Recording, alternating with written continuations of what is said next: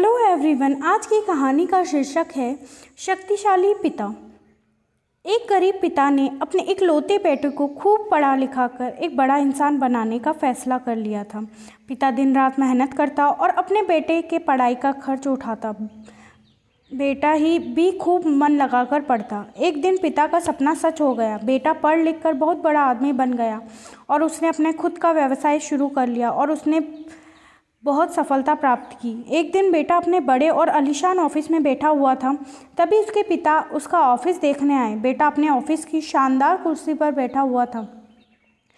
पिता को देख बेटा खुश हो गया और अपनी कुर्सी से खड़ा हो गया। पिता ने बेटे को कुर्सी पर बिठाया और बेटे के पीछे खड़े हो गए और उसके कंधों पर अपना हाथ रखते हुए कहा, बेटा, तुम्हें पता है कि आज इस दुनिया में सबसे शक्तिशाली इंसान का एहसास किसे होता होगा?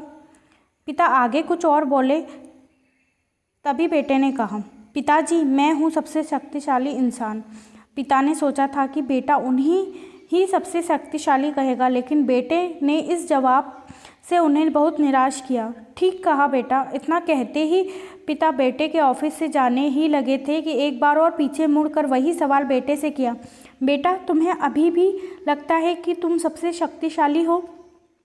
बेटे ने कहा, नहीं पिताजी, इस दुनिया में अगर कोई सबसे शक्तिशाली है तो वो आप हैं। लेकिन अभी तो तुमने कहा था कि तुम ही सबसे शक्तिशाली हो। पिता ने फिर पूछा, हाँ, वो मैंने इसलिए कहा था क्योंकि उस वक्त दुनिया के सबसे शक्तिशाली इंसान के हाथ मेरे कंधे पर थे, इसलिए उस वक्त मैं खुद को सबसे शक्तिशाली महसूस कर रहा था। बेटे ने जवाब दिया। ये सुन पिता के आंखों में आंसू आ गए और उन्होंने अपने बेटे को गले लगा लिया।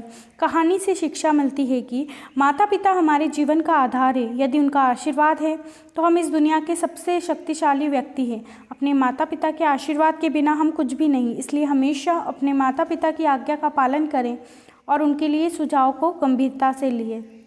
Thank you.